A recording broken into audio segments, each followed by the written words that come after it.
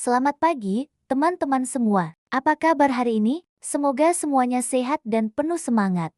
Ya, pagi ini, gue mau ajak kalian ngobrol santai tapi dalam, tentang sesuatu yang sering banget kita hadapi, membuat keputusan. Pernah nggak sih, lo ngerasa di persimpangan jalan, bingung mau belok kiri atau kanan?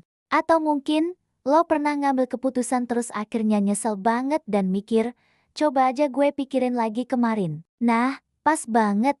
Kita bakal bahas gimana caranya jadi lebih bijak dalam bertindak dengan belajar dari pengalaman orang lain.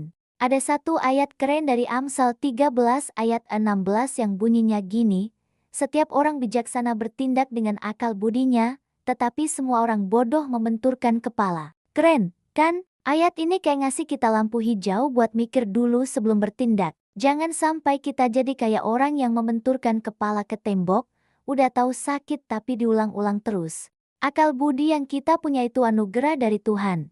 Jadi sayang banget kalau nggak kita pakai secara maksimal. Coba kita lihat salah satu cerita paling ikonik di Alkitab, kisah Daud dan Saul. Kalian pasti tahu ceritanya, kan? Ada momen di mana Daud punya kesempatan emas buat habisin Saul, musuh bebuyutannya yang terus-terusan ngejar dia. Bayangin, Saul lagi nggak berdaya di dalam gua, dan anak buah Daud udah bilang, ini dia kesempatanmu, Tuhan udah serahin musuhmu ke tanganmu. Secara logika dunia, ini momen yang pas buat balas dendam dan ngerebut tahta. Tapi apa yang Daud lakukan? Dia menolak. Dia nggak mau menyentuh orang yang diurapi Tuhan. Daud memilih buat mikir jangka panjang.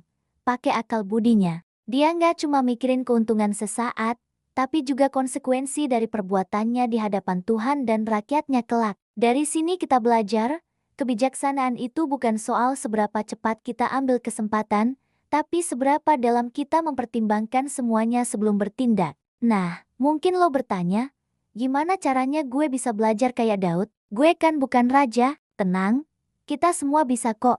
Salah satu cara paling gampang di era digital ini adalah dengan belajar dari kisah-kisah inspiratif. Coba deh, luangkan waktu buat nonton video di YouTube tentang biografi tokoh-tokoh Kristen yang hidupnya luar biasa. Ada banyak banget konten bagus yang menceritakan perjalanan iman mereka, lengkap dengan kesalahan dan kegagalan yang pernah mereka alami. Dengerin cerita mereka, gimana mereka bangkit dari keterpurukan, gimana Tuhan menuntun mereka melewati masa-masa sulit. Ini seperti punya ribuan mentor tanpa harus bertemu langsung. Lo bisa dapat banyak banget pelajaran berharga tentang apa yang harus dilakukan dan, yang lebih penting lagi, apa yang harus dihindari. Sekarang, yuk kita refleksi bareng-bareng. Coba inget-inget lagi, pernah nggak lo ngambil keputusan secara impulsif, tanpa mikir panjang, terus akhirnya nyesel setengah mati? Mungkin itu keputusan kecil kayak beli barang yang nggak perlu, atau keputusan besar yang ngaruh ke karier atau hubungan lo.